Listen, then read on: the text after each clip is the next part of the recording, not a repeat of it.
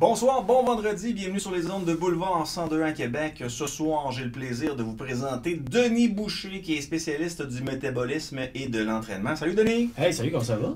On dit docteur en... Médecine expérimentale. Docteur en médecine expérimentale. Ce qui voulait dire que j'ai fait de la recherche médicale, mais que je ne fais pas de pratique médicale, je ne suis pas médecin. T'es pas médecin? Non. T'as-tu déjà travaillé avec des corps inertes qui ont donné leur corps à la science? Ben oui, ben dans mes cours d'anatomie, à la base, dans les années 84-85, Ouais. où tu sais, c'était des cadavres dans des boîtes de stainless, puis Ouais. là, tu ouvrais ça, ça trempait dans une solution de formol, puis il restait juste la peau dans le visage, et là, tu étudiais tes muscles, l'origine, l'insertion de chaque muscle, Ouais. et tu faisais tes examens d'anatomie là-dessus. Ça fait que tu avais un petit point, mettons, tu étudiais le muscle, les muscles de l'avant-bras, ben là, ton examen, c'est le prof qui avait mis des points de couleur sur différents muscles, et là, il fallait que tu nommes le muscle. Ouais. Et- Moi, je suis pas un gars frileux dans la vie, là, tu sais, mais les histoires là, de mort et tout ça, bon, tu sais, quand il y a des expositions pour des gens que tu connaissais, puis qu'il faut que tu ailles, tu sais, je vais pareil, puis je m'approche à côté, puis je me parle dans ma tête en ayant l'impression que la personne comprend ce que je dis dans ma tête, même si elle est décédée, mais souvent, je vois des gens touchés aux morts. Ouais. Ou souvent même, je vois des gens qui donnent des becs dans le front des, Ouais, des, ouais. des défunts. Je sais pas. On dirait que j'ai la chienne, Doc, là. J'ai la chienne. Toi, t'as-tu bien dormi la veille quand tu savais que t'allais... Ben oui, parce que je savais pas à quoi m'attendre. C'est quand quand le professeur qui donnait le cours a ouvert les deux panneaux Ouais. et il a commencé à craquer la manivelle, t'as entendu la tablette lever, puis t'entendais le formol tomber, et que là, il a enlevé le linge par-dessus le cadavre. Là. Ouais. Je peux te dire que le cœur m'a trépigné un petit peu. Ben, quand c'est la première fois que tu vois ça, puis là, toi, c'est encore pire parce qu'il n'y avait pas la peau, là. Non, c'est ça, C'est assez exactement. particulier. Il y avait un gars avec qui jamais jasé dans le temps. Ça fait un bail que j'ai pas entendu parler de lui. Il a écrit des livres, Le Croque-Mort. Les gens qui ont déjà lu son livre vont s'en souvenir. Là. Puis il était venu avec moi. Puis lui, c'était un vrai croque-mort. C'était sa profession, Doc. Puis bon, il préparait l'individu, le défunt. Il mettait le produit qu'il avait à produire. Puis Ouais. après ça, il fallait qu'il l'arrange. Tu sais. Fait qu'il prenait une photo que la famille avait fournie. Puis là, ben OK, ses cheveux étaient comme ça. Fait que il arrangeait les cheveux. Puis après ça, le maquillage. Puis après ça, il fallait qu'il habille. Puis c'était une dame. Hein. Fait que là, il fallait qu'il l'habille. Fait que il la lève, Doc, puis là, il me raconte ça, je suis en honte, là. Moi, il est devant moi, là. Puis là, il dit, je la lève, puis à un moment donné, j'entends... Tu sais, moi, quand tu me parles, Doc, là, les images apparaissent dans ma tête. Là, j'étais sur le point de perdre connaissance. Je te conte-tu celle de mon prof de biochimie? Ouais? Mon prof de biochimie, Ouais? il nous compte qu'il est directeur pas directeur, assistant de laboratoire. OK. Et là, il amène un cadavre, parce qu'il est à l'hôpital, il amène un cadavre Ouais. dans l'ascenseur. Puis lui, il a les pieds devant lui, puis il est dans le fond de l'ascenseur. Ouais. Et il nous dit que le cadavre s'assoit d'un coup sec, puis brrr, il vomit sur lui. Ben non, ça peut pas arriver, là. Il dit, je suis dans le fond de l'ascenseur. Écoute, je sais pas jusqu'à quel point il en a mis, là, Ouais. mais c'est sûr que j'aurais pas voulu être là. OK, mais c'est un spasme? Un spasme, c'est ça, le cadavre aurait eu un spasme. OK, fait que quand t'es mort... Demande-moi pas si c'est fréquent, je sais pas, j'ai pas investigué, là, j'ai pris son histoire pour acquise. Fait que quand t'es mort, t'es pas tout à fait mort. Ça se peut qu'à un moment donné... Ouais, t'as d'après des moi, t'en as spasmes. ouais, ben oui, t'as du déclenchement, déclenchement électrique. OK. Puis c'est quoi? C'est l'air qui reste dans les Ouais, poumons? l'air qui reste dans les poumons. Si t'as de la décomposition, tu vas. Il y a des gaz qui vont être émis. OK. Et il faut que ça sorte à quelque part, à un Ah, moment donné. mais tu sais, quand tu connais ça, tu travailles là-dedans, tu t'attends à ce genre de bruit-là. Mais tu sais, moi, quand il m'a raconté ça en ondes, c'est juste... c'est le point de perdre connaissance. Je restais au-dessus de l'épée des cloutiers à côté des anciens cinémas Charest. Tu sais, je restais là pendant une couple d'années, je me suis mis chum avec les gars en bas. Puis à un moment donné, ils cherchaient du monde, tu sais, pour transporter des gens au cimetière. Puis là, je paye tu bien ça, tu sais. Puis, me payez-vous mon linge, parce que je trouvais qu'il était bien habillé. Je me trouvais un moyen d'avoir du linge qui avait du bon sens. Au lieu de m'habiller au comptoir Emmaüs qui était à côté. Fait qu'elle dit, oh, voyons, je cherche du monde. Il dit, tu sais, il faut être fait pour ça. Je dis, ben voyons, il faut être fait pour ça. Il dit, ouais, ça arrive régulièrement que des individus arrivent, puis on essaie de les former, finalement, on n'en entend plus parler. Puis il dit, le dernier qui est passé, on lui dit d'aller chercher de quoi dans la chambre, mettons, dans la chambre où ils mettent les défunts, là. Puis, à un moment donné, c'est ça. Il y a un cadavre qui avait une serviette dessus, là, puis la personne a respiré, elle a expulsé l'air, puis il est parti, puis il n'a plus jamais donné de nouvelles. Il y a un de mes chums, moi, qui me dit, moi, Denis, ça me dérangerait pas pantoute. Ah, ben, j'ai dit, viens là, j'ai dit, hey, c'est le laboratoire libre, faut que j'aille faire mes études, faut que j'aille étudier l'anatomie, viens voir, tu Ouais. verras. Fait qu'il arrive, mais moi, je le fais installer à l'autre bout du caisson, OK. ou la tête, mais c'est pas que c'est la tête. Fait que j'ouvre les deux panneaux, puis je commence à craquer la manivelle. Mais là, il fait juste me regarder. Là, je sais qu'il va mal. Et je lui fais juste un petit signe de tête, regarde en bas. Il regarde, et là, il voit le cadavre, juste la peau dans le visage, puis le cou tout dégagé. Ouais. Il a blanchi d'un coup sec. Le sang est passé de la tête jusqu'à des pieds. C'était fini, on s'est en allé. Ben, là, faut être C'est pas une bonne, c'était pas une bonne blague. Ouais. Mais en même temps, tu sais, toi, les études que tu faisais, c'était très pertinent là, de pouvoir voir tous les muscles et tout ça. Là. Ben, tu sais, c'est beaucoup de biomécanique, nous. Ouais. Tu sais, dans le domaine du sport, dans le domaine de l'activité physique, faut que tu comprennes comment le corps en mouvement va répartir la force, les vecteurs de force, quels muscles sont en action, quel muscle fait quoi. Ouais. Plus tu en connais sur le corps humain, ben plus tu es avantagé. Effectivement. Effectivement. Mais toi, tu as fait ça pendant 1 an, 2 ans, travailler sur les cadavres, c'était une session. C'était une cours session. d'anatomie qui était une session. Par la suite, ben, tu le remets en pratique parce que veux pas dans différents aspects de ce que tu fais. Faut que tu connaisses quel muscle va travailler. Là, aujourd'hui, si tu me demandes, es-tu capable d'énumérer les 206 muscles du corps humain? Je vais te dire non. Non. Non. Il y a des petits bouts Et qui sont les partis.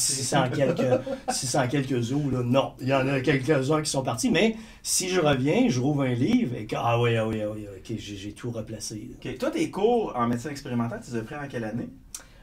Moi, j'ai fait mon baccalauréat de 1984 à 1987. Je suis revenu à la maîtrise en 1993. OK. Et je suis rentré, c'est là que je suis rentré à l'hôpital Laval, ben, l'Institut universitaire de cardiologie et de pneumologie de Québec, Ouais. où là, je suis allé au laboratoire de physiologie de l'exercice. Quand j'ai fait ma maîtrise 93 à 95, à 95, en médecine expérimentale, ça ouvrait une place au doctorat. Je suis rentré au doctorat, puis je suis resté à l'hôpital Laval. J'ai travaillé à l'hôpital Laval, donné des cours de gestion du stress. J'étais un des premiers intervenants de la clinique d'aide aux fumeurs là-bas. Ah ouais? Ah, c'était un milieu exceptionnel. Ah. Et moi, là, mes plus belles années de ma vie, là, pense hôpital Laval. Enfin, ben là, l'Institut universitaire de cardiologie et pneumologie. Là, Ouais. écoute, c'était tellement passionnant. J'ai tellement appris de choses. Et mon directeur de recherche était quelqu'un de très ouvert. Moi, je m'intéressais beaucoup avec le lien entre le cerveau, l'esprit et le corps humain. Fait que moi, je pouvais brancher des gens sur tous les appareils, Ouais. les mettre en hypnose, tester les différents états mentaux, quelle influence ça allait avoir sa physiologie. J'ai fait des choses absolument incroyables. Il y a un de mes chums qui faisait de la recherche sur l'électromyographe. OK? Je vais te conter une affaire weird après. Et on avait fait une partie pour savoir est-ce que l'état d'esprit influence l'activité électrique. Alors moi, je mettais les gens en transe, en hypnose. Donc Ouais. j'avais fait une formation en hypnose clinique. Et là, lui faisait toutes ces mesures. Et on est arrivé à voir que, écoute, c'était vraiment fascinant parce que je pouvais mettre quelqu'un en hypnose, OK? Faire augmenter sa fréquence cardiaque, faire diminuer sa tension artérielle, ce qui n'est pas l'habitude. Là. Non. Donc, on arrivait à des choses de même. Et de la distorsion temporelle. Mettons, lui, c'était le réflexe de Hoffman. Et je salue, c'est Jean-François, il va se reconnaître s'il nous écoute. Lui, il envoyait des courants électriques dans le mollet. Fait que le pied te sautait, là. C'est un courant électrique assez intense pour que le pied te saute. La séance durait 45 minutes. À la fin, on demandait à la personne combien de courant électrique as-tu reçu dans le mollet. La plupart disaient 10. Combien de temps a duré la séance? 15 minutes. La séance durait 45 minutes et il recevait 60 chocs électriques dans le pied. Hi. Il y avait une distorsion temporelle et sensorielle absolument fascinante. Et ça m'a permis de faire beaucoup de liens. Fait que toi, t'es un petit poisson dans l'eau. Ah non, c'était le bonheur absolu. Là. Tout ce que j'ai fait là, tout ce que j'ai appris et à quel point ça m'a servi par la suite Ouais. dans mon travail en réadaptation, en entraînement, en performance sportive, comment j'ai pu m'amuser avec des athlètes à modifier leur perception Ouais. d'une situation. Mais comment ça, je suis aussi performant, puis j'ai à peu près rien changé, tu m'as juste parlé un peu. Mais c'est que tu crées un autre cadre mental de référence. Ouais. Et c'est comme si tu places le corps dans une autre situation et il réagit totalement différemment. C'était tellement fascinant, c'était incroyable. Tu jalouses-tu les étudiants qui sont en médecine aujourd'hui ou ben, qui ont fait le même cours que toi? Tu sais, avec c'est ce que je t'ai montré tantôt Ouais. sur Twitter, la modélisation humaine d'un individu qui fait une commotion cérébrale. Et là, tout d'un coup, dans la modélisation, on rentre dans sa boîte crânienne, puis on montre les effets de la commotion cérébrale sur le cerveau. Puis c'est quoi exactement la commotion cérébrale? Ça, je veux dire, pour en venir là, ça a pris des années, mais aujourd'hui, j'ai l'impression qu'il y a un étudiant en médecine ou un étudiant comme toi qui regarde ça, on dirait qu'il est comme plus apte à comprendre ce qui se passe. Ben écoute, tu as tellement raison. C'est qu'à mon époque, tu devais lire un long chapitre. Donc, tu avais des photos en 2D, en 2 dimensions, admettons le cerveau. Ouais. Tu as des photos en 2 dimensions. Il faut que tu arrives dans ta tête à le modéliser en 3 dimensions pour essayer de comprendre où sont placées les structures et comment ça fonctionne tout cet aspect-là. Et tu as des longs chapitres à lire. Mais moi, j'ai été un des premiers à aller dans une nouvelle conférence scientifique qui s'appelait la modélisation humaine.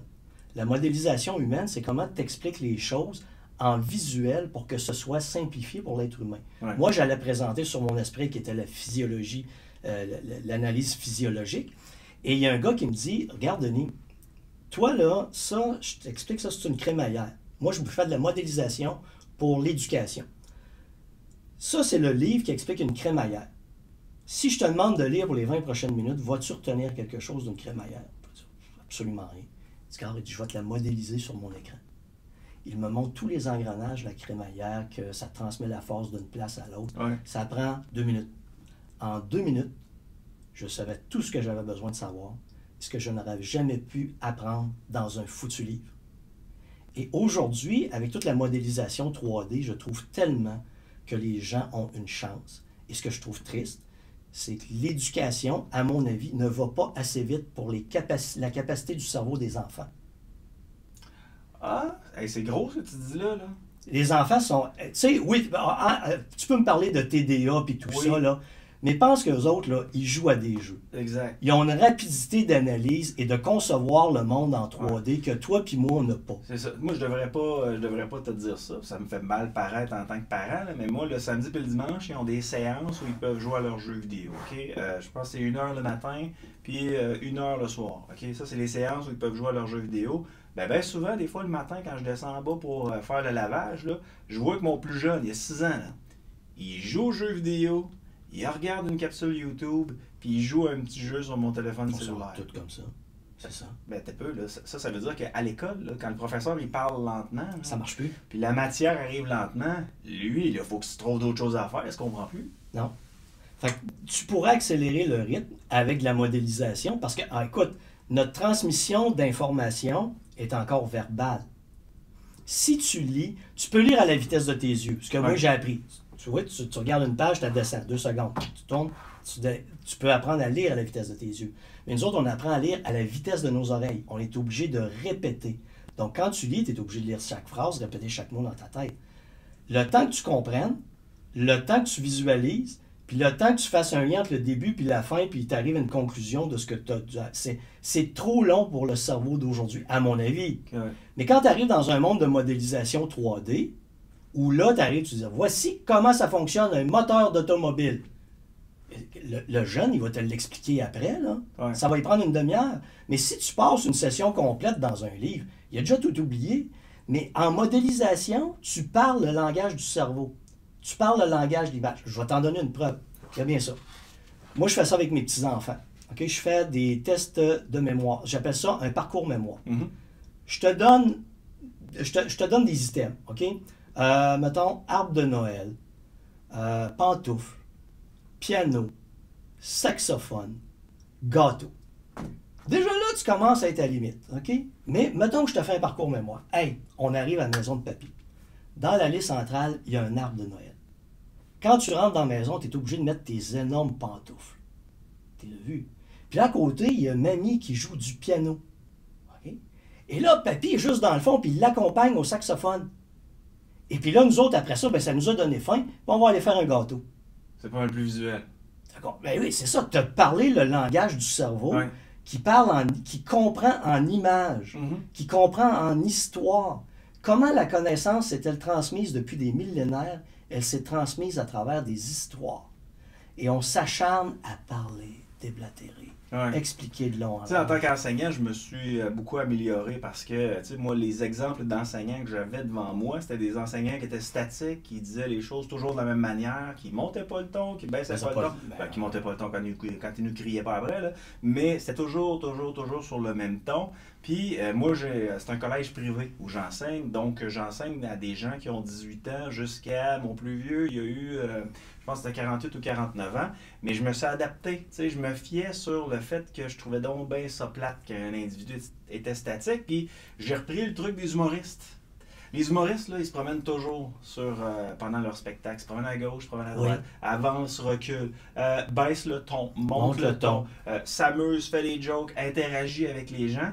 Puis cette technique-là m'a appris à peaufiner mon enseignement. Puis ça a fait en sorte que, puis là, je peux me vanter un peu là-dessus parce que j'ai eu mes résultats. On est notés, nous autres, dans un collège privé. Ils nous obligent à être bons. Là. Ça m'écoeure. Un collège privé qui t'oblige à être bon, c'est le collège Barthes. Fait qu'ils passent des questionnaires aux élèves. Puis là, ben, là, pour la première année, en fait, je scorais tout le temps fort en tant qu'enseignant au collège. Mais là, pour la première année, c'est moi qui ai le meilleur résultat. Mais c'est en raison du fait que, justement, j'essaie de m'adapter aux jeunes d'aujourd'hui. Puis j'essaie de pas toujours enseigner de la même façon. Fait qu'un cours, ça peut être ci, l'autre cours, ça peut être ça, mais j'essaie de varier, ce qui fait en sorte que les étudiants m'ont dit « Hey, c'est vraiment, cette année, tu es notre meilleur prof. » C'est un beau... c'est une belle qualité que j'ai, là, parce que j'essaie toujours de m'améliorer. Mais de l'autre côté, que les étudiants l'aient remarqué, ça me dit juste que si tous les gens prenaient exemple sur les façons d'animer, les façons de communiquer, toi tu me dis, on a appris par l'histoire. Ben, ça dépend qui te raconte l'histoire. Oui, il y a un modèle d'histoire. Hein? Je peux t'expliquer comment c'est étudié? Ben oui. Il y a une manière dont nos ancêtres ont raconté une histoire qui est ingrénée dans notre ADN. Ingrénée? Ingrénée, excuse-moi. Engrénée. Oh, on dirait qu'il y avait un parent qui veut grainer mon verre. En tout cas, qui est dans notre ADN. Oui. OK? La première chose qui se passe, c'est que tu as un problème qui se présente pour quelqu'un. Si je te parle de quelque chose qui ne t'intéresse pas, si je te parle de « Oh, moi, je suis extraordinaire, je suis fantastique », peut-être tu vas t'endormir. Mais si je te parle d'un problème à toi, okay? Tu as un problème qui arrive, qui va t'entraîner des difficultés. Face à ces difficultés-là, toi, tu vas entreprendre des actions spécifiques qui peuvent t'amener à un climax qui est « ça va aller mieux » ou « ça va aller mal ». Et il y a un ending payoff. À la fin, il y a quelque chose qui se passe. Quand tu racontes une histoire à quelqu'un, tu lui parles de son problème. Okay, c'est ce que je fais dans mes podcasts. Okay. Tu lui parles de son problème. Il y a une évolution de sa problématique. Il y a une crise qui se présente. Je suis écœuré, je ne suis plus capable de vivre le foutu problème. Il y a un climax. Le climax, il arrive, il faut qu'il prenne une décision. Et c'est là que toi, tu y arrives, tu lui proposes une solution et cette solution-là lui amène ce qu'on appelle un ending payoff dans l'écriture d'un scénario, qui est la proposition finale. Qu'est-ce que tu vas en tirer? Okay. Et peu importe que tu construises n'importe quoi, si tu le construis là-dedans, la personne a tout retenu. Et moi, je l'ai remarqué dans mon podcast, où dans les derniers mois, ça a explosé, c'est que j'ai fait des shorts. J'ai ramené des histoires à du 60 secondes. J'étais habitué aux longues émissions comme on fait, mais j'ai vu que sur le net, tout évolue en fonction de courtes vidéos. Ouais. Et j'ai commencé à appliquer les shorts, mais toujours sur la même structure. Il y a un problème qui se présente, tu penses de telle manière, il se passe quelque chose dans ta tête, voici ce qui arrive et voici ce que je te propose de différent, voici le résultat que tu devras obtenir. Tu as parlé exactement le langage qu'on comprend depuis des millénaires. C'est bon, ça. Et c'est comme ça que les meilleurs scénarios fonctionnent. Ouais. Un des meilleurs scénarios au monde, Rocky, le premier Rocky, ouais. il a remporté un Oscar pour ça. Mais si tu parles de son histoire, c'est exactement ça. Le gars, c'est un nobody, il veut devenir quelqu'un, il a une chance qui se présente à lui, il apprend, il doute, il y a un entraîneur qui l'aide, il développe du courage, il va se battre, il ne gagne pas dans le premier, mais il voulait juste toffer 12 rounds, tu comprends? C'était ça sa victoire. Et tu as ce cycle-là qui s'est répété tout le long du film, qui a fait quelque chose d'extraordinaire. Fait que les meilleures histoires sont toujours construites comme ça. Ça ne déroge jamais de ça. C'est toujours la formule en arrière. Et si on enseigne de même, comme de cette manière-là, à mon avis, tu changes les choses. Et c'est ce que tu as fait. Tu as commencé à compter des histoires. Tu vas donner des exemples. Qu'est-ce qu'il y a de mieux que de donner un exemple de quelqu'un qui a réussi ou de quelqu'un qui a résolu le problème? C'est la meilleure manière. Quand même, je te l'explique verbalement, sur un ton monocorde, ça ne t'intéresse pas. Pourquoi on admire tant les sportifs qui sont arrivés à des niveaux que toi, tu pensais inatteignables et que ça devient un idole pour toi? C'est qu'il te montre le chemin. Il t'a raconté sans le vouloir une histoire. Ouais. Et tu vas progresser vers ça. Il t'a ouvert le chemin. Exact. Tu vas le suivre. Mais toute son histoire est planifiée de la même manière. C'est vraiment impressionnant comment on apprend. Je vais essayer de porter une attention particulière au scénario de film maintenant. Est-ce que les livres, c'est la même chose? Le livre, ça doit être la même chose. Ouais, Moi, mon directeur de recherche à la maîtrise m'avait dit, Denis, si tu veux que ta maîtrise soit bonne, ta thèse de maîtrise soit bonne, il faut que tu la racontes comme une histoire. Il faut que quelqu'un qui n'est pas dans ton domaine, qui la lit, puisse la comprendre. Outre l'aspect des analyses statistiques. Denis Boucher, j'ai une grosse question à te poser. Ouais, vas-y. M'a la poser à la manière du gros moustache. Allons-y. Docteur Denis Boucher, est-ce que vous êtes grossophobe? Hey, c'est tous mes petits gros qui me font vivre. Tu dépends des petits gros. Je dépends des petits gros. Ben oui, fait que tu peux pas ne pas les aimer. Ben, je peux pas les aimer, je fais rien que les aider à semaine longue. Exact. Tu comprends? Mais ce que le monde retienne, c'est ce que je dis dans les podcasts, ce que je dis à la radio, Ah ouais. c'est que je les brasse. Regarde, une de mes publications aujourd'hui, c'était « Chers parents, il y a un jeune qui est là, il est gros, il est dodu. Chers parents, merci de contribuer à préparer mes clients du futur. » Puis il mange des frites. Puis il mange des frites. T'es baveux, ah, Mais- t'es baveux. Avoue que c'est une histoire qui se comprend. Ben oui. Si je dis aux parents, là, le parent, là, c'est le même scénario que je viens de te créer. Là. Oui. Si je dis aux parents, il faut que tu fasses attention à tes enfants. Mhm. Faut que tu leur apprennes à bien manger. Ils s'en califent. Mais quand le parent, tu lui as mis en pleine gueule, si tu t'occupes pas de ton flot, voici ce qui va lui arriver. Il va finir avec Denis Boucher. Bon, l'image que tu as dans ta tête, Ouais. tu viens de te construire. Il faudra peut-être que je fasse quelque chose. Fait que peut-être que ce post-là, qui est détesté par 10 000 personnes, va aider 1000 personnes à dire il faut que je réagisse, que je fasse quelque chose. Ouais. Fait que t'es pas grossophobe, finalement. Ben écoute, ça fait 25 ans qu'ils me font vivre, Ouais. les petits gros. Puis le monde aime ça, il adore que, tu sais, salut mon dodu, hey mon petit gros, mon gros téléspectateur, ma grosse téléspectatrice, sois le bienvenu. Il triple là-dessus. Tu sais, sur mon site internet ou sur ma page LinkedIn, si tu vas là, c'est « Je suis le seul homme dans l'univers à pouvoir répandre la divine parole d'exercice ». C'est toutes des images où, au lieu d'essayer de paraître philosophique, de paraître un grand penseur, tu dis les choses telles qu'elles sont. Ceux qui n'aiment pas ça, allez vous faire foutre, j'en ai rien à faire. Mais les autres qui comprennent le message, il est pas mal plus puissant, à mon avis, que ce que vous entendez habituellement. Et c'est cette puissance-là qui va amener des gens à changer. Ouais. Doc Boucher, je vais commencer par dire que j'ai de l'empathie envers les gens qui ont des surplus de poids ou d'énormes surplus de poids parce que ces gens-là ont énormément de travail à faire puis ça prend énormément de courage. Puis, tu sais, je suis de votre côté si vous voulez vous prendre en main. Puis maintenant, je vais dire ce que je veux dire une fois que j'ai mis comme les choses en place. Vas-y. T'as-tu l'impression que la société tend à normaliser les gens qui ont des problèmes de poids? Ah, beaucoup trop. OK. Pourquoi on fait ça? Pour plus blesser personne? Pour plus blesser personne, je pense. Le monde ne sont plus... on est d'une vieille génération. Moi, je suis plus vieux que toi.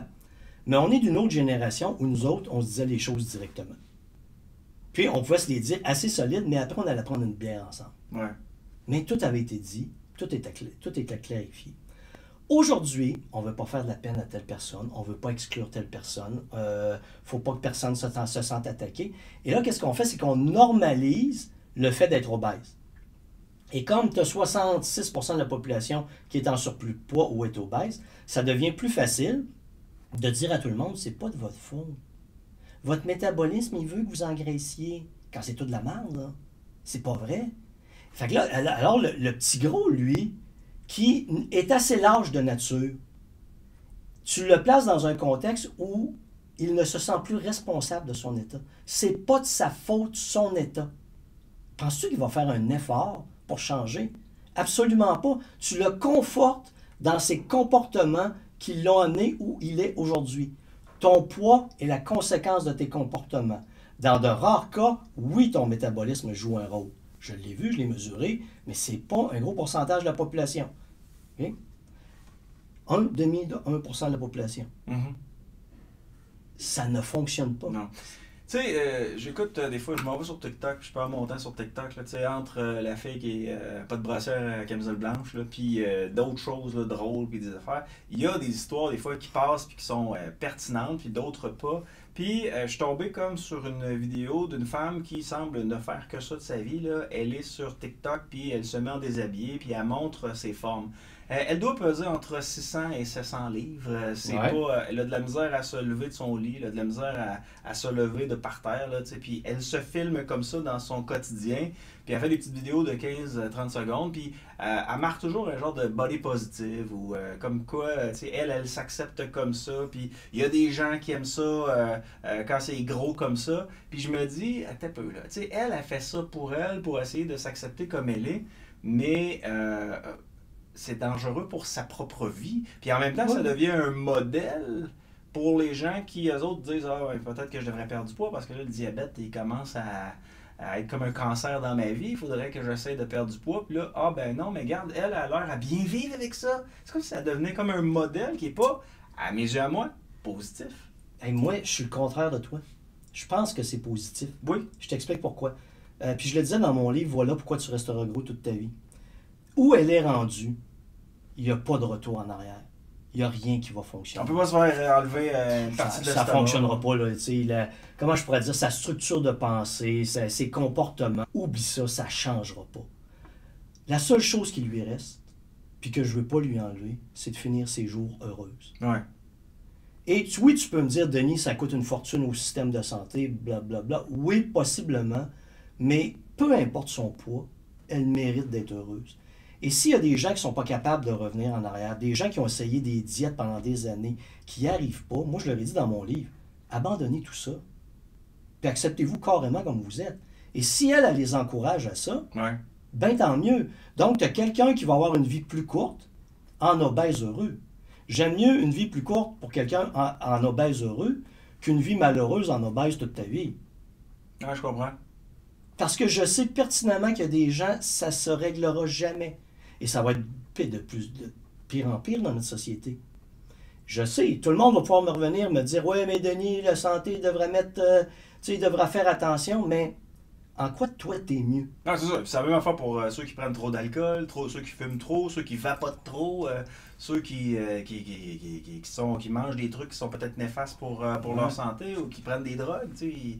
Je comprends tout ça, mais c'est juste l'image, tu sais, d'essayer de normaliser qu'une personne de 400 livres, ça devient comme normal. Non, non, elle a des problèmes de santé, cette personne-là. Oui, exactement. Oui, mais aussi, je pense que l'éducation en arrière à faire, tu sais, si tes enfants écoutent ça ou quoi que ce soit, regarde, elle est devenue comme ça pour telle et telle raison. Ouais. Et pour ne pas arriver là, voici ce que tu dois faire.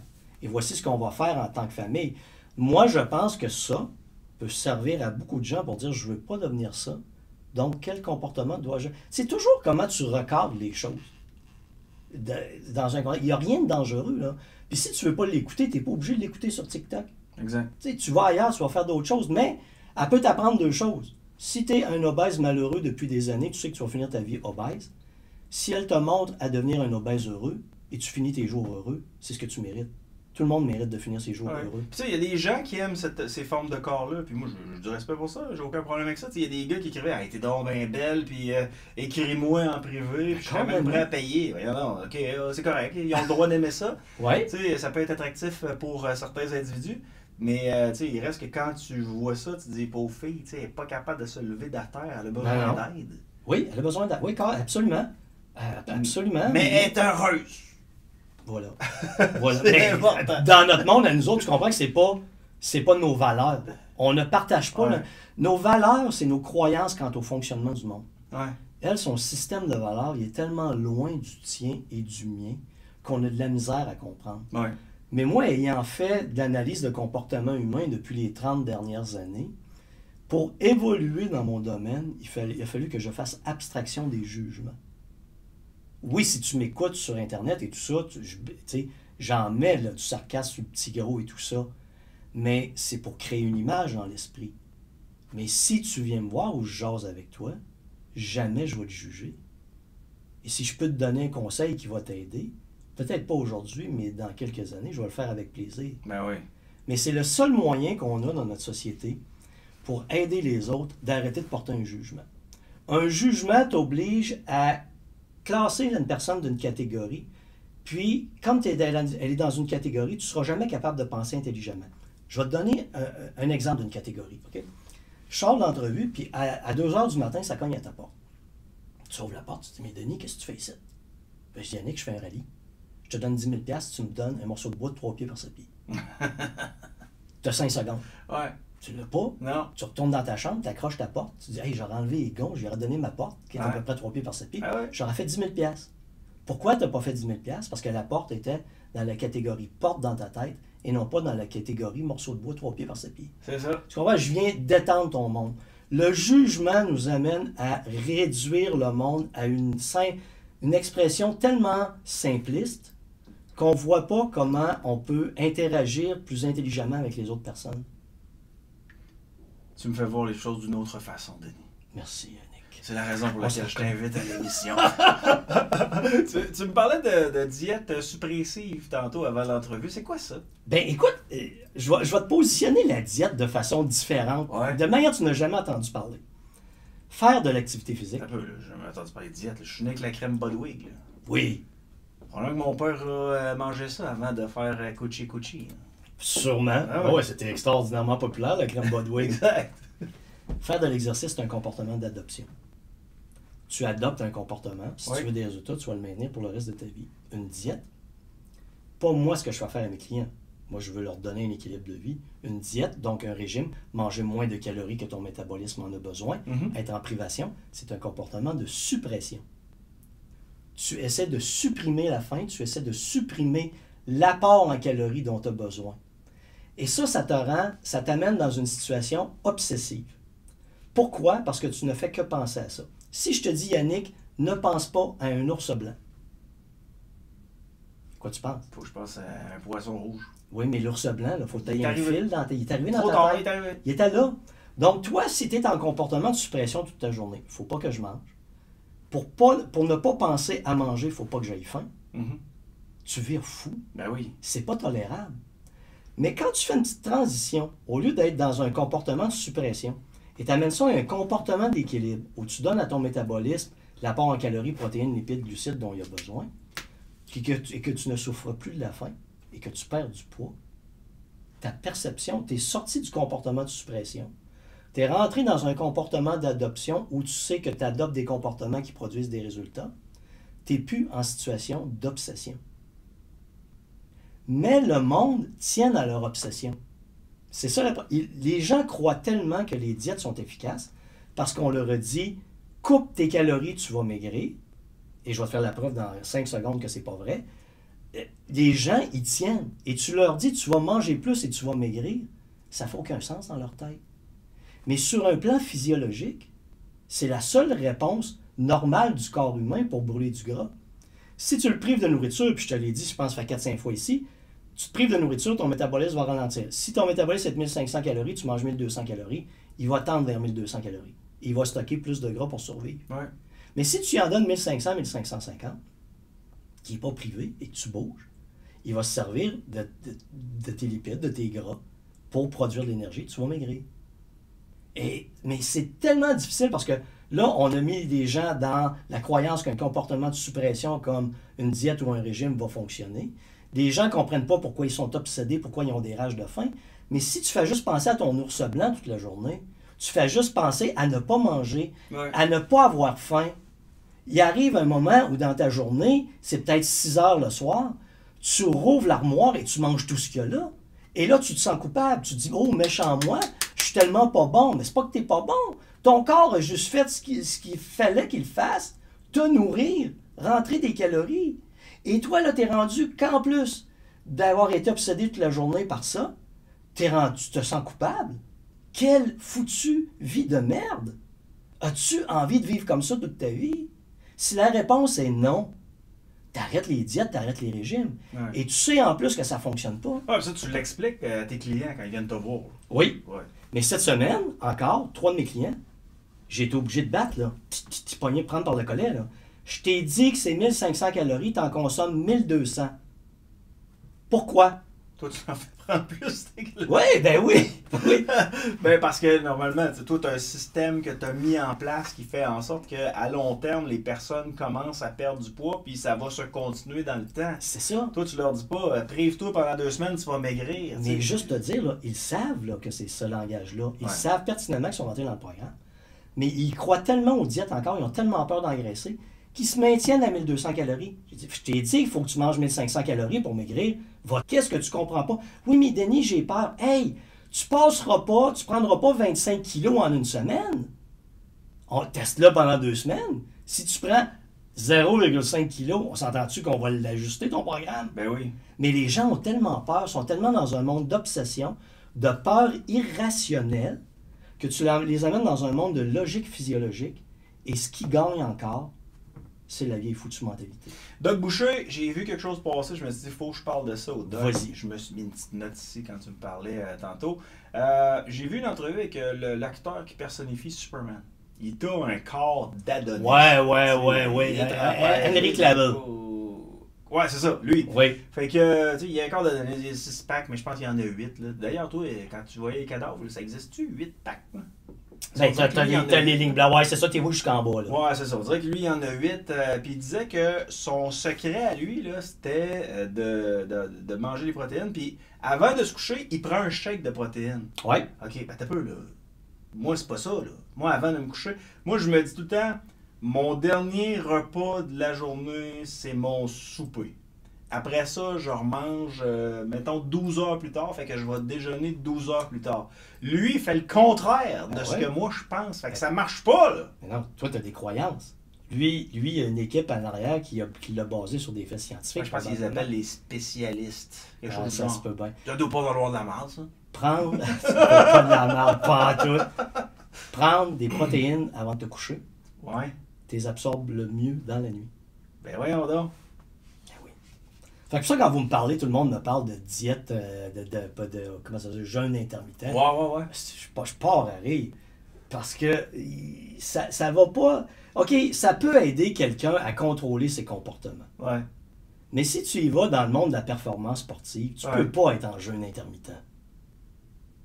Pour moi, tu n'atteindras pas le maximum de potentiel. Et le corps que ce gars a, c'est qu'il sait s'entraîner, mais il sait comment répartir, puis il sait que le soir, parce que quelqu'un lui a dit, prends des protéines le soir avant de te coucher, avant l'entraînement que tu fais, tu vas avoir une meilleure absorption durant la nuit, puis un meilleur impact au niveau de la construction musculaire. Doc Boucher, on m'a toujours dit le contraire, sacrément. Et qui t'a dit ça? Au gym, le gars avec des gros pipes qui prend des stéroïdes, il dit c'est là, ça. Si tu manges avant de te coucher, là, ça c'est pas bon parce que là tu vas accumuler. Vas accumuler. Ben oui, Manzi, d'où il a pris ça, et la dernière recherche scientifique qui a démontré ça.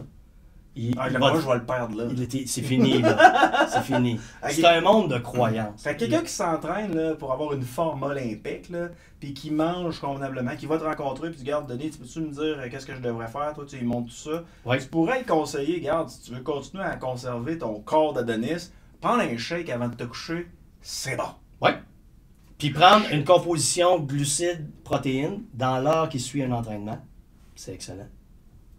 Okay. C'est pour ça qu'ils ont fait la pub sur le lait au chocolat. Ouais. Tu comprends? Mais là, mais moi, tu m'as allumé sur des affaires. Là. À cette heure, je me prive plus parce qu'avant, je me privais. Là. Mettons, je revais jouer au hockey. Là. Ouais. Mon cerveau disait, mange pas de cochonnerie, tu vas scraper. Oui. Mais mon corps disait, man, ça te prend du sel, ça te prend du sucre.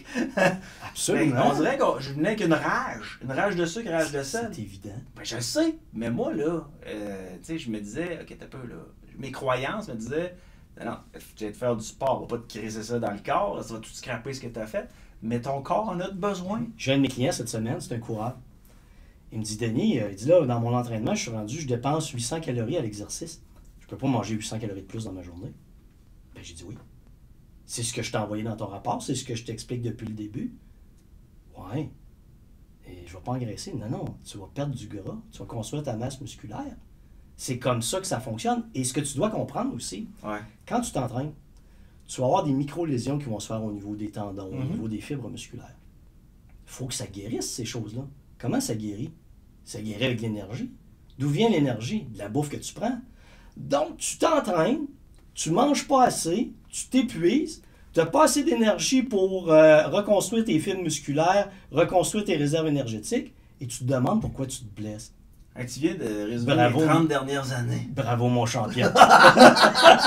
Bravo, mon champion. Non, mais avoue que c'est simple, Yannick, ce que je viens de t'expliquer là. Ben, c'est simple pour des gens qui s'y connaissent. Là. Toi, les gens qui s'en vont te voir parce que tu as des connaissances. On t'appelle doc, boucher. Tu as quand même été à l'école, tu en as appris, tu as étudié. Puis là, ben, toi, tu sais que c'est ça qu'il faut faire. Mais moi, on m'a toujours dit le contraire. Le gars qui avait des pipes et qui avait des trapèzes à la hauteur de ses oreilles, là, qui trichait en s'injectant Des stéroïdes, des hormones de croissance. Là. Lui, il me disait, mange pas avant de te coucher, là. Ça, tu vas accumuler du graisse. La graisse, c'est pas bon, c'est pas bon. Ah, moi, j'aurais donc. Hey, je vais te conter une autre histoire, j'ai le temps, là, Yannick. Là, pourquoi j'ai pas arrivé dans ma vie avant? Je t'écoutais sur Excel. Dans le temps. Il y a, sur LinkedIn, il y a un médecin quelque part qui dit. Oui. Il y en a des épais sur LinkedIn aussi. Là. Il y a un médecin qui dit écoutez, boire un jus d'orange, c'est pas la même affaire que prendre une orange. Et l'épée dit le médecin est un con. Il dit une calorie, c'est une calorie. Une calorie de jus d'orange, c'est une calorie de ton orange. C'est la même affaire. Non, pas en tout. Ça n'a pas le même effet métabolique. Parce que quand tu prends une orange, ton corps va la dégrader. La vitesse à laquelle les glucides vont diffuser dans ton corps vont être beaucoup plus lents que si tu prends un jus d'orange. Le jus d'orange va t'amener un pic d'insuline pour que tu absorbes les glucides qui sont rentrés rapidement en circulation. Ton pic d'insuline fait stocker du gras. Donc, ce que les gens oublient, c'est que ce n'est pas une calorie égale une calorie. C'est qu'une calorie, quand elle rentre dans ton corps, elle a un impact métabolique très différent d'une autre calorie. C'est ce qu'on appelle la distribution des réserves énergétiques. Donc, une calorie peut faire en sorte que tu vas prendre cette énergie-là, tu vas l'envoyer davantage à tes muscles et au foie pour la gestion de l'énergie. Ouais. Ou cette calorie-là, qui est en sucre rapidement absorbable, va amener une distribution d'énergie vers la zone de stockage qui sont tes cellules adipeuses. Et le monde qui pense en calories pour la perte de poids depuis des années, depuis 1940, se trompe littéralement. Et j'ai des discussions sauvages, des fois, avec d'autres scientifiques qui n'ont pas étudié dans mon domaine et qui croient fermement que ça fonctionne en termes de calories in, des calories que tu entres et des calories que tu sors.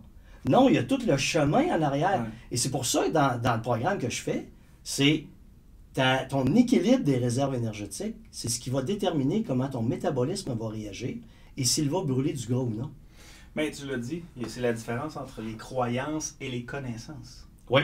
Voilà, tout simplement. Tu voulais me parler de Pierre Lavoie qui a fait une lettre ouverte là, concernant les investissements en prévention. Oui. Hey, Pierre, c'est un gars que j'admire pour ce qu'il fait. Vraiment. Lui, c'est un intense, là. Oui, ben Pierre, c'est un athlète, c'est un triathlète. Ouais. C'est comme, comment je pourrais te dire, c'est le summum du monde du sport, là, dans sa mentalité, il a gagné l'Ironman à Hawaï. C'est un genre de personnage, c'est un sur je sais pas combien. Il faut avoir un mindset assez fort, là. Oh, il faut être vraiment... C'est quelqu'un d'impressionnant. Et tout ce qu'il fait pour la promotion de l'activité physique et de la santé, c'est super. Dans sa lettre, là où je diverge, c'est qu'il fait un appel au gouvernement pour investir dans la prévention. J'ai aucun problème avec la prévention, puis je pense que ça devrait être fait depuis longtemps. Le problème, c'est que si le gouvernement investit de l'argent, ils vont investir de l'argent, ils risquent de la pitcher partout. Donc, tu n'auras pas une structure de prévention qui va être scientifique et efficace. Participation. Je ne sais pas combien d'argent ils ont mis dans la promotion de l'activité physique. Est-ce que ça a changé quelque chose? Zéro, puis une barre. À un moment donné, il y a 15 ans, je pense, quand j'étais à XM, il y avait le petit bonhomme bleu qui ont sorti pour promouvoir, je ne sais pas si ça te souvient de quoi, un petit bonhomme bleu qui ont sorti, un gars habillé en bleu pour promouvoir l'activité physique. Zéro. Ça se peut-tu que ce soit vas-y? Ça se peut. Sérieux, des fois, il y a de la synchronicité qui me fait peur, là. Le comédien, vas-y, s'entraînait avec moi un matin. Arrête! Au deuxième appareil. Ben voyons donc! Je l'ai regardé comme une fois, je me suis dit, il dit... Peux-tu demander qu'il m'envoie un autographe en bleu? C'est vas-y! Ben, il était au Nautilus juste ça à côté. C'est bien bizarre. Ben, c'est bizarre, certain. Qu'est-ce que tu me parles de ça? Bon, je veux dire, les chances que ça arrive et que quelqu'un me parle de vas-y, tu m'en parles dans la même journée. Hey, tu lui diras qu'une chance qui a été payée parce que ça n'a rien donné. Ouais, je sais pas qu'est-ce qui se fait aujourd'hui. Je sais que la dernière fois que je l'avais vu, il était comme à Salut Bonjour Week-end. Il venait faire des petites OK. Il est pas devenu comme Arthur. Écoute, je savais même pas c'était qui le comédien. Là. Toi, tu le connais. Moi, j'en ai aucune idée. Je le connais de vue. J'ai pas parlé. J'ai pas dit hey, vas-y. Mais non. Lui, écoute, c'est vraiment trop bizarre, ça. Pourquoi on est tombé là-dessus? Ben, parce qu'on parle de Pierre Lavoie. Ouais.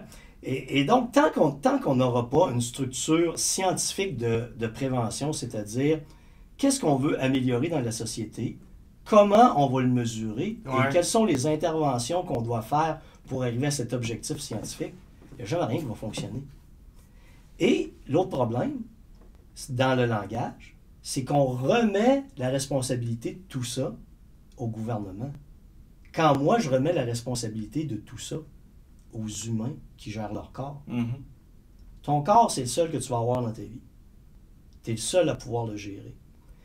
Et on a-tu besoin vraiment de promotion pour dire aux gens, faut que tu manges plus de fruits, faut que tu manges plus de légumes, faut que tu fasses d'activité 150 minutes par semaine, faire attention à pas trop de viande, pas trop de fast-food. Est-ce qu'on a besoin de beaucoup plus que ça dans la vie? Non. Pourquoi les gens ne comprennent pas le message? Parce qu'il y a plein d'autres facteurs dans la prise de poids, dans la sédentarité, en arrière-plan, dans le cerveau des gens, qui fait que les gens ne le font pas. Et est-ce qu'on comprend tout ça? Non, on ne le comprend pas sur le plan scientifique. Bien qu'il y a énormément de scientifiques qui pensent avoir la vérité, je peux te dire que c'est tellement complexe qu'avant que tu aies un programme uniforme qui va fonctionner pour tout le monde, c'est pas vrai. Il va probablement falloir que tu en aies 10 différents. Alors, bien que j'admire Pierre Lavoie, je sois d'accord avec le fait qu'il faut de la prévention, il ne faut pas que le gouvernement investisse de l'argent comme ça, juste pour se débarrasser du problème et dire « Hey, on a investi en prévention ». Si on veut vraiment changer la société, ce qui va se faire sur 2, 3 générations, voici scientifiquement ce qu'il faut faire. Et le meilleur moment pour faire ça, c'est quand la jeunesse, quand dans le bas âge. Essaye de faire ça passer 17 ans, c'est trop tard. Là. Entre 17 et 30 ans, la plupart des gens qui n'ont pas acquis de bonnes habitudes de vie feront rien. Ils vont se dégrader là. Et ça va arriver plus tard après qu'ils vont changer. Là, tu as un gap. Si tu veux, il faut que tu le fasses très tôt. Mais il faut que tu aies, oui, le gouvernement, il faut que tu aies l'implication des parents. Mais encore, je reviens à ma phrase d'aujourd'hui, cher parent, merci de préparer mes clients du futur. Des comportements des parents se transmettent aux enfants. Et les parents veulent-ils changer leurs habitudes de vie afin que leurs enfants ne deviennent pas de futurs obèses? Et est-ce que la prévention et la promotion de la santé et de l'activité physique va faire en sorte qu'on va réussir à changer la vision des parents? Le chemin, là, vois-tu comment il est long? Oui. Je te pose une question perso un peu. Moi, quand je me suis séparé, j'ai commencé à faire mon épicerie. Parce qu'avant ça, c'était pas ma tâche. Moi, je faisais les estis de toilettes. Je fais tout le temps les toilettes d'ailleurs, chez nous quand je fais le ménage. Là, on dirait que les filles, il y a des filles qui veulent pas faire les toilettes, fait que moi je fais les toilettes. Puis c'était pour moi qui faisais l'épicerie. Quand je me suis séparé, j'ai commencé à faire mon épicerie. Donc voir le coût des différents aliments et tout ça. Avec la pandémie, bon, ça a monté. Ouais. Là, l'inflation, ce qui arrive là présentement, c'est pas drôle à voir. Tu vas faire des petits achats à l'épicerie pour ton souper du soir, tu sors de là 70$. J'ai rien, Doc. Oui. J'ai rien. Ça te fait-tu peur, toi, en tant qu'expert? Là? Ça te fait-tu peur de voir que le coût des aliments a explosé? Ouais, écoute, oui, c'est plate pour tout le monde, mais je pense que les gens pour qui la santé est une valeur importante, que l'alimentation, ne changeront rien. Non. Ils vont investir dans ce qui est important. T'investis dans ce qui est important pour toi. Dans cette période-ci, qui s'est empêché de s'acheter une nouvelle voiture? Il y en a plein qui se sont achetés une nouvelle voiture. Qui est allé s'acheter un VR? Il y en a plein qui sont allés s'acheter un VR. Qui va s'acheter des pneus d'été à 800$ pour les 4 pneus? C'était une bonne gang. Alors, tu es capable de me dire que toi, ton budget, tu es capable de le répartir partout et que tu viens chialer pour ce que tu mets dans ton panier quand tes pneus, ça ne te dérange pas. C'est une question de valeur. Ouais, de l'autre côté, je parle pas vraiment des familles bien nanties. Là. Je parle des familles qui sont peut-être moins bien nanties. Les familles moins bien nanties sont les familles moins bien nanties qui n'ont pas de bons comportements vont maintenir les mauvais comportements. Mais les familles moins bien nanties vont d'après moi, mieux gérer. Vont faire attention. Vont couper sur des extras qui sont pas nécessaires. Tu sais, moi, j'avais une mère qui était pas super bien nantie. Elle était une mère monoparentale. Puis quand elle faisait des achats, tu sais, moi, de la Macédoine, là, c'était mes légumes. Ouais. Les pois verts, c'était mes petits pois verts. J'avais des fruits aussi au travers de ça. J'ai l'impression que les gens vont revenir un peu à ça, pour essayer de donner le maximum pour leurs enfants. Mais il y en a qui vont opter pour la facilité, c'est-à-dire, Bon, quel accompagnement que je pourrais prendre? Oups, un sac de frites McCain à 5$, j'en ai pour 2-3 repas. Toux, je m'achetais ça, on va mettre ça dans le four, merci bonsoir, on va donner ça à mes enfants. Ils vont peut-être utiliser le moyen facile. Oui, possiblement, mais si dans ta tête, tu comprends que la qualité alimentaire, c'est important, et que tu maintiens les fruits, les légumes, quand même, tu auras une fois de plus de frites McCain dans la semaine pour un certain temps. Je pense pas que ce soit un drame. Mais c'est une question de valeur. Il y a des gens qui s'achètent des vélos à 12 000 pièces qui vont être... Moi, j'ai toujours dit, un petit papier à bedaine, ce vélo à 12 000, ça reste un petit papier à bedaine. Mais le gars, pour lui, c'est important, ce 12 000-là. Il va le dépenser. Quelqu'un pour qui la santé, c'est important, la qualité alimentaire, c'est important, il va s'organiser. Je te dis pas que ça sera pas tough. Je te dis pas qu'il ne pensera pas à agir autrement. Mais je vais te dire que la majorité de ses comportements, même s'il y en a quelques-uns qui dérogent de ce qu'il fait, vont être principalement orientés vers le maintien de sa qualité alimentaire parce que c'est dans ses valeurs. Okay. Parmi tes clients, Doc Boucher, y en a-tu que c'est plus difficile que d'autres? Moi, je sais que, bon, en faisant de la radio le soir, de 18h jusqu'à 19h, il y a énormément de gens qui sont dans le retour à la maison. Il y a beaucoup de travailleurs qui sont sur la route présentement. Pensons aux camionneurs. Est-ce que les autres, c'est une catégorie de personnes qui est un peu plus difficile quand ils vont te rencontrer pour ce qui est de leur repas? Parce que les autres, je veux dire, il faut qu'ils mangent 3 fois par jour, mais ils sont sur la route tout le temps. Ouais. Écoute, je vais t'en compter une, parce que tu me rappelles un client. Le client, c'est un camionneur. Il est sur la route. Donc, lui, je lui demande combien de fois tu arrêtes d'un truck stop dans la journée. Puis il m'explique son affaire. Je dis parfait. Je dis écoute, voici ce que tu dois manger en calories, protéines, lipides, glucides. Moi, je leur donne pas de bouffe à manger. Là. Tu gères ton affaire à ta manière. Le gars, il a un réfrigérateur dans son camion. Ouais. Le dimanche, je préparais toute sa bouffe.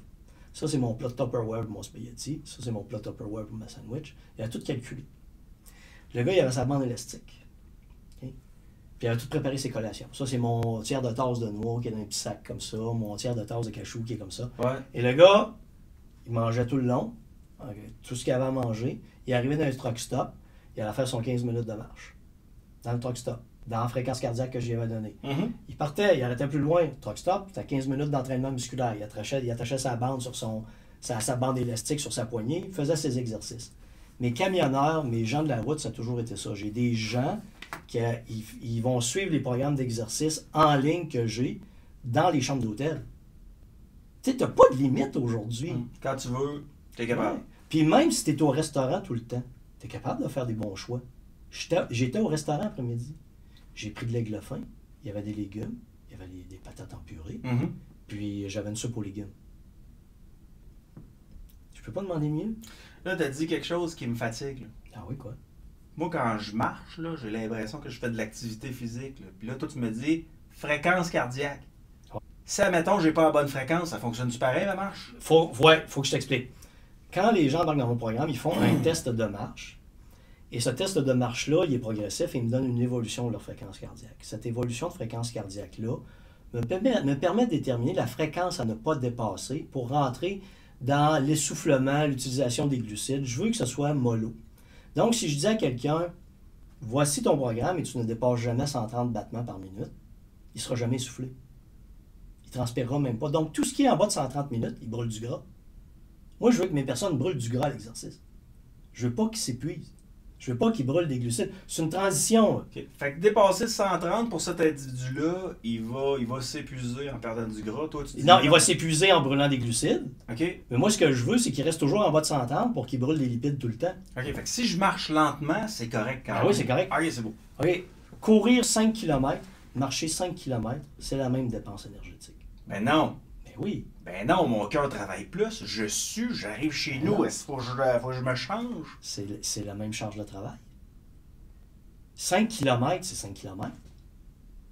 5 km, prends le même parcours en marchant, en courant. 5 km, c'est ta charge de travail. Oui, mais mon cœur ne battra pas à la même vitesse. Mais non, je sais. Mais c'est la même dépense énergétique. Tu vas courir ton 5 km en 30 minutes, mettons. Tu vas le marcher en 1 heure. Là, tu es en train d'enlever tes croyances. Je suis en train de te buzzer ça. C'est la même foutue dépense énergétique. OK. Ben moi, je vais te la placer en plus long, ça va être plus cool, puis... c'est ça. Okay. Donc, tu n'as même pas besoin de rusher. Tu me convaincras pas facilement. OK, allons-y.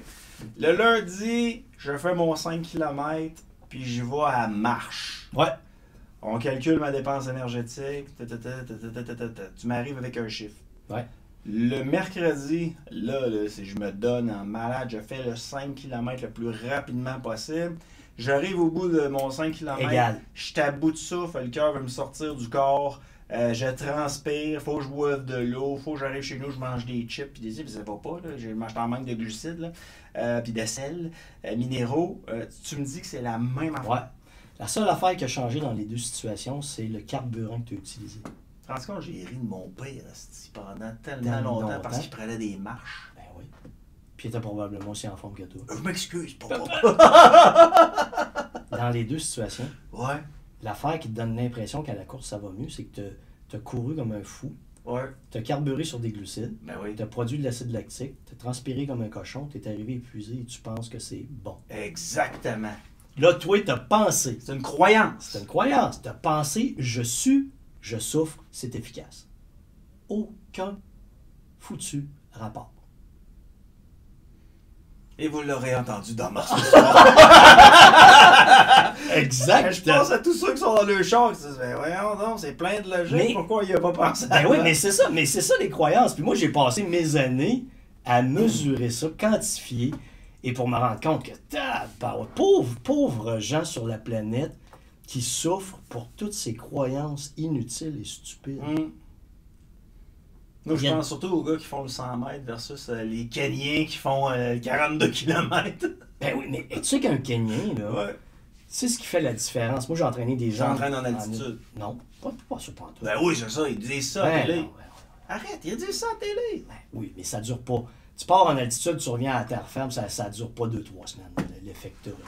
OK? Ce que les gens comprennent pas, c'est le carburant que tu utilises à l'exercice.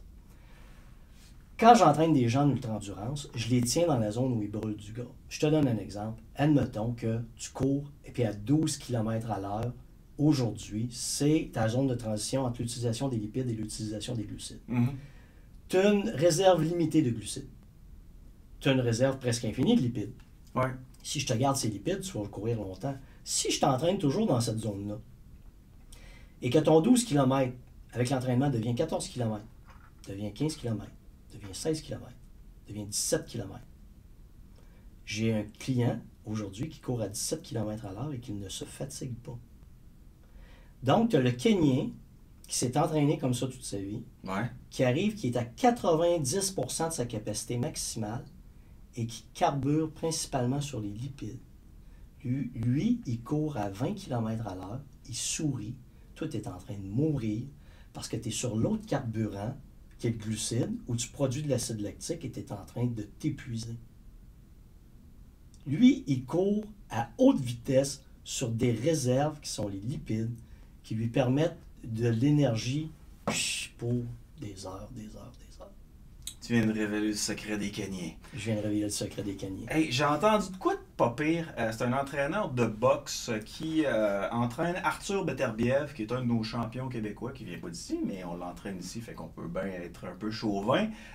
Arthur Beterbiev, c'est une machine de boxe. C'est un gars qui a un QI de boxe qui est hallucinant, mais c'est un gars qui, au niveau de sa structure, ses muscles, c'est pas nécessairement ce qu'il y a de plus remarquable, là. Il y a une vitesse de frappe, il frappe très fort, mais j'imagine que la cage, elle doit être responsable un peu. Là. Il y a une structure particulière. Il s'est battu contre un gars qui, lui, c'était une montagne de muscles. Ouais. Il avait à peu près le même poids, mais c'était une montagne de muscles, puis peut-être que sa structure, à lui, était plus petite à l'intérieur. Et le plan de match du coach, c'est Arthur, le gars l'autre bord, il est plus gros que toi au niveau de ses muscles. Il va se donner comme pas possible dans les premiers rounds, mais en raison de ses muscles, il va s'épuiser plus rapidement que toi qui en a moins. Très intelligent comme observation. Toi, tu savais ça, toi? Ah oui. Oh, Ton gars qui est musclé ouais. va miser sur sa force musculaire. L'athlète qui est là, lui, va miser sur sa biomécanique. Il sait que la puissance de frappe, c'est pas dans les muscles. La puissance de frappe, c'est ce qui part du sol, passe dans la hanche, ce que tu transmets à tes bras. Son coach a pour l'entraîner à exploiter une capacité biomécanique exceptionnelle. Donc, lui, il ne mise pas sur sa musculature, il mise sur la technique biomécanique, qui amène la même puissance de frappe qu'à l'autre.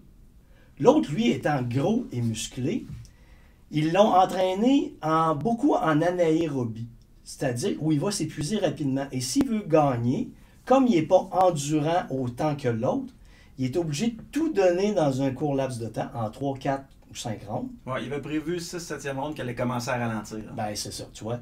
Et là, à ce moment-là, lui, il a juste à tenir.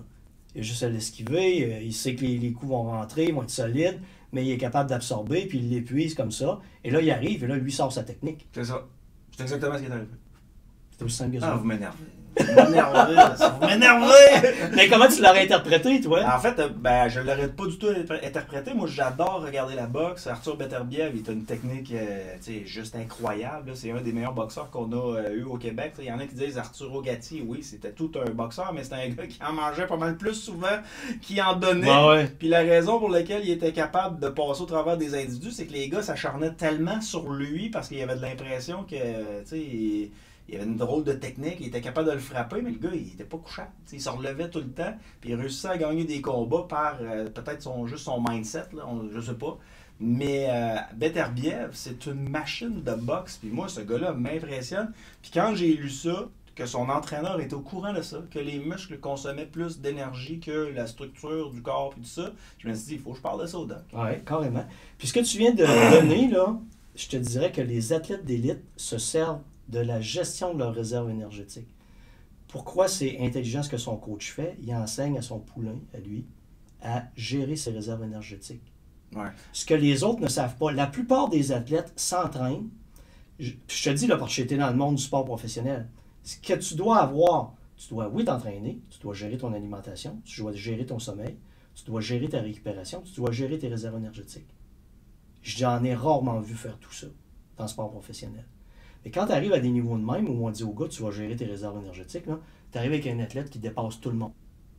Parce que tu as compris quelque chose, le coach a compris quelque chose que la plupart des gens sur la planète ne comprendront jamais. Mark Ramsey, je ne veux pas rien y enlever, mais j'imagine qu'il y a des gens comme toi un peu dans son entourage. Probablement. Là. Moi, j'ai travaillé avec des boxeurs professionnels. Ouais. Puis écoute, on a travaillé vraiment, on n'a pas travaillé sur la force musculaire, on a travaillé sur la biomécanique de frappe. Puis à un moment donné, là, quand tu sens la biomécanique de frappe est correcte, puis tu vois le gars rentrer dans le sac, là, puis tu entends ça, POW! Hey, tu te dis, je voudrais pas être là. Et que je voudrais pas être là. Doc Boucher, pour les gens qui aimeraient aller te rencontrer là, pour voir si tu pourrais pas les aider concernant leur perte de poids, ils peuvent te communiquer comment avec toi? Ben, là, ils vont sur denisboucher.com. Ouais. On a une session qui part le 1er mars prochain. Fait que les inscriptions sont en cours, ça se continue jusqu'à mardi 8h. Ils peuvent aller voir, il y a une vidéo qui explique le programme au complet. Il y a mon numéro de téléphone. Si les gens ne sont pas sûrs, ils peuvent m'appeler. C'est moi qui réponds. Puis je leur explique. Puis si, je suis toujours honnête, si je pense que le programme ne fonctionnera pas pour eux autres, je vais leur dire. OK. Parce que une réputation, c'est long à construire, mais ça se détruit vite. T'aimes mieux pas prendre un client que d'avoir un client insatisfait. Oui, exactement. J'aime mieux ça de même. Toujours un plaisir de te rencontrer, puis on se rejoindra dans une couple de semaines. J'ai tout le temps des questions à te poser. Mais c'était tellement le fun à soir. À chaque fois, tu m'en repètes ça dans la face. Les croyances. Doc Boucher, merci. Hey, salut, bye. Hey.